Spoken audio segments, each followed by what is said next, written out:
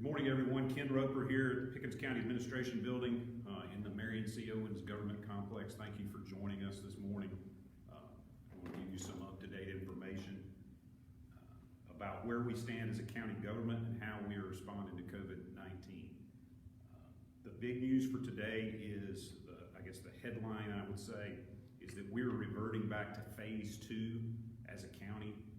Many of you will recall that back in the spring when we were shut down suddenly, when COVID was just starting, we were shutting down suddenly, and then it took us a 3-phased approach to open back up over May and June. And so what we're doing is reverting back to phase 2 of that opening. Now what that does not mean is it does not mean that the county is shutting down. It does not mean that the county facilities are shutting down. It means that we're taking some measured responses, some measured actions to try to help what we anticipate will be a difficult season coming up here shortly. We're aware and looking forward to ourselves to the Thanksgiving holiday for opportunity to spend time with family, hopefully only close-knit small groups of family. But we do recognize that people are going to be gathering for the holiday season. They're going to be traveling for the holiday season. And because of that, we anticipate that when we come back as a county staff, some 700 employees, when we come back on November 30th after the holiday season, that there are risks inherent with that. We're going to have been together with our families. We're going to have been traveling, and we may have relaxed our precautions somewhat. And so as a county, to be proactive, we are reverting back to phase 2. And the purpose of today's conversation with you all is to describe what phase 2 looks like. Phase 2 for the county, which again will go into effect on Monday, should not impact in any measurable way the citizens' ability to interact with county government. However, we're mindful of the data, and we'll provide some of this data to you all. Where Pickens County right now has 943 active cases of COVID-19. That's 943 cases that have tested positive within the last 14 days as accumulated by DHEC data. 943 is a high water mark for us. And lest we think that might be a meaningless number, let's put it in context. Pickens County is the 14th largest county in the state of South Carolina by population. 943 ranks us 7th and very close to 6th in raw numbers of infections. So we're not talking about per capita, we're not talking about some way of crunching numbers, we're talking about raw data. Raw data, Pickens County is the 7th most number of infections in the state. And when our population is 14th out of the state, that's cause for concern on our part. Now, what it doesn't call for us to do is to shut down the functions of government or shut down the functions of our business. Instead, it calls for a response where we take measured action to try to be safe. We do not want county employees to be a vector for the virus. We do not want citizens to come into our county building and be unnecessarily exposed to the virus. That's the idea of phase 2 reversion on November 30th. We are very mindful that in Pickens County alone, over the course of this since March, we have had 81 deaths. 81 deaths, 81 families that will have an empty chair at this Thanksgiving dinner. 81 churches that will have members or people in their area that they'll no longer be able to meet with, gather with, and worship with. So we're mindful of those 81 deaths and the steps that we're taking over the next few weeks. We want to honor them and to try to cut down on the likelihood that we'll add to that number. So this Thanksgiving season for my own part, this Christmas season for my own part, I'm going to pray for and remember those 81 Pickens County deaths and let that serve as a motivation to me for what I need to do, what my family needs to do as a best practice. With that having been said, I want to go through some of the changes that citizens will see as we revert to phase 2.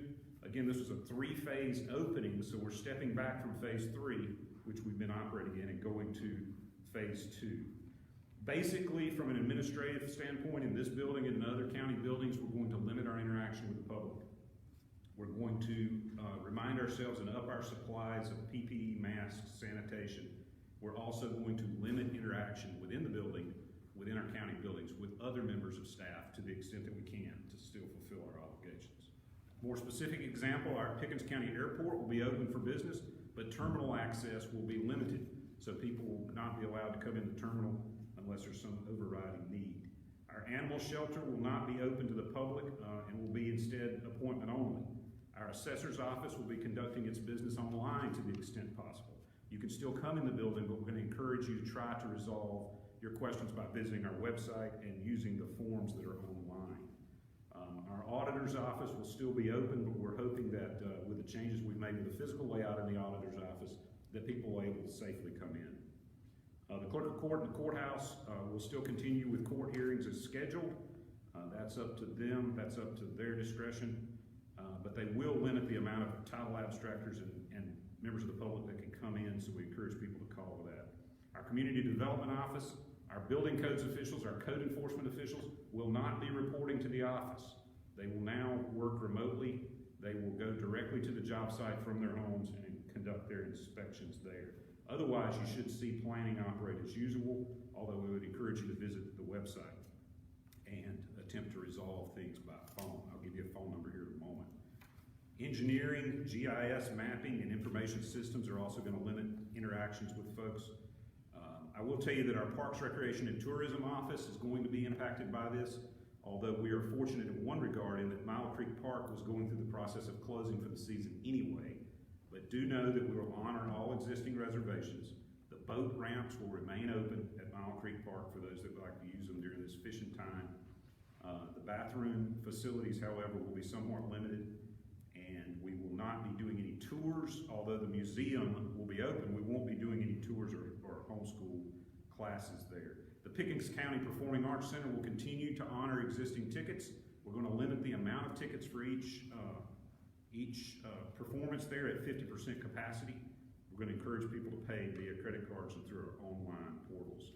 So we're going to continue operating.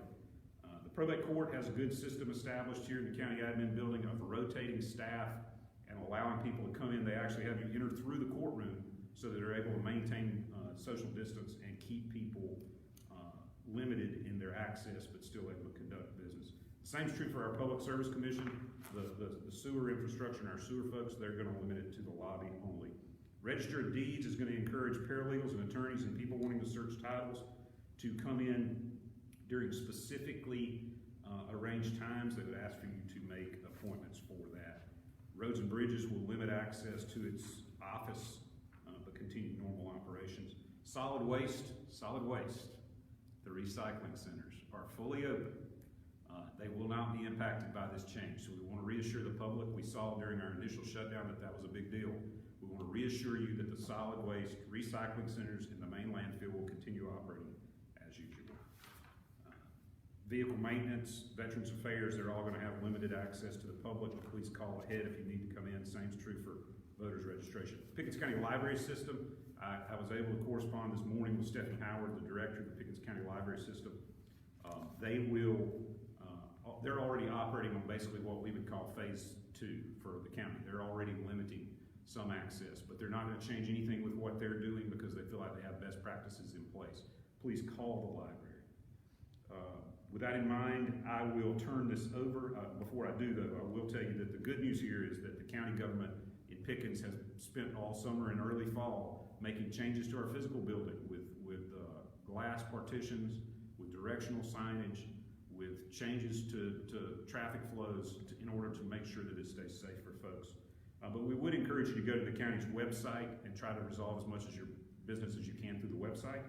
We would also encourage you to call our information line, which is 864-898-5844. That's 898-5844 to ask specific questions before you travel to a county facility so that we can try to limit traffic. At this time, I'm going to turn it over to our Emergency Services Director, Billy Gibson, to give you some more specific information about safety over the holidays.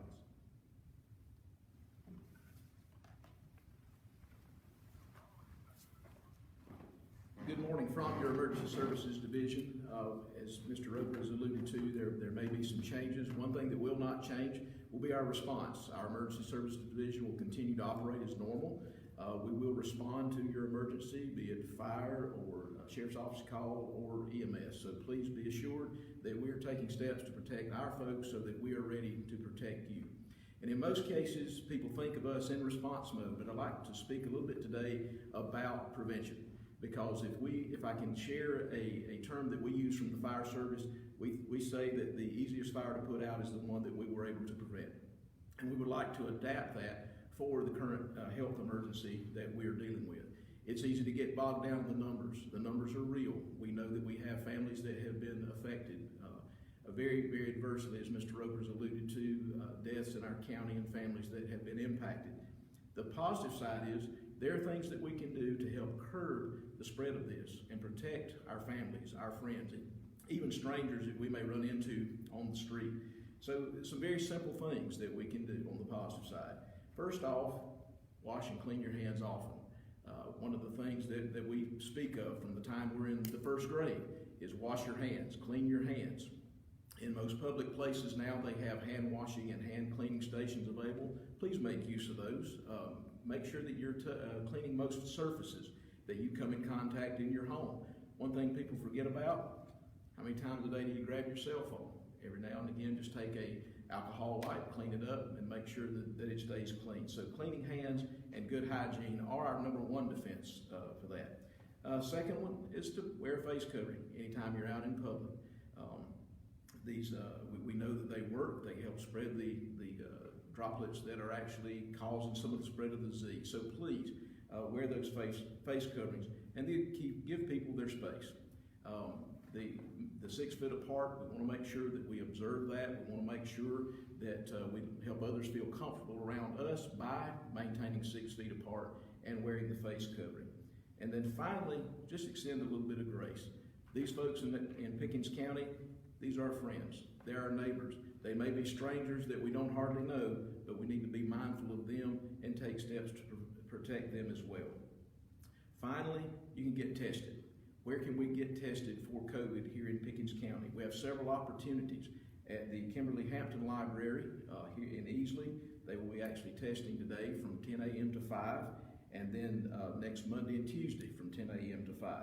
Also here at our local DHEC facility here on McDaniel Avenue, they'll be there today from 9 until 3:30, and then they will be there the day after Thanksgiving on Friday from 10 until 3:30. Also, if you're down toward the Clemson Central area at Southern Wesleyan University there on Wesleyan Drive, they'll be there today from 9 until 3, and then on Friday from 9 until 3, and then Tuesday and Wednesday of next week from 9 a.m. to 3 p.m. You do not have to have an appointment. It is drive-through. It's very contactless. However, you can actually pre-register through the DHEC website. They'll send you a QR code that you can scan at the facility, and they will take care of you there and get your results to you as soon as possible. Again, please be mindful of others. Wash your hands frequently, wear your face covering, and maintain social distancing to help to curb the spread of the COVID here in our current health emergency. Another note that we think about this time of year is cooking and fire prevention. Going into the Thanksgiving holiday and during the Christmas time, we tend to see a rash of cooking-related fires. If you go to the county's Facebook page, we do have a list of precautions there. But again, make sure you have working smoke alarms throughout your home. Also, do not leave your cooking unattended during this time. It's very easy to put something in the oven or put something on the stove and you take a phone call or you get caught up in a social media post, and that could cause you some problems. So please make sure you're attending that. If you do have a fire, especially a grease fire, do not use water. We suggest folks have a fire extinguisher in their home and learn how to use it as well.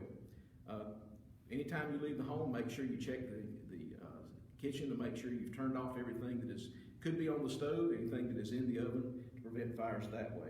Also, Christmas lights are great, but please be mindful of overloading the circuits. Check all the cords and plugs to make sure they're not frayed.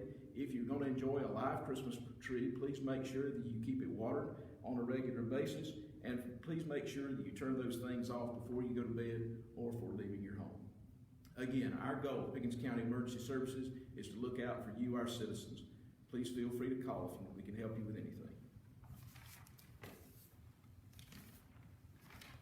Thank you, Chief Gibson. I do want to close by saying that we would encourage everyone to visit the county website, to follow the county's social media feeds, and also attempt to resolve issues by email or phone.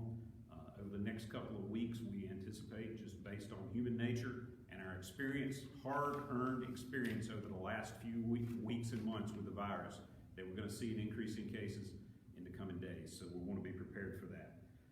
With that being said, please do reach out to us at 898-5844. If you have a question, specific questions, 898-5844. Hopefully someone will put that in the comments of this live feed. And we would appreciate the media publishing that number too for questions so that people can call before they come to the county facilities and make sure their visit is necessary. With that being said, I'll be glad to take any questions anyone might have.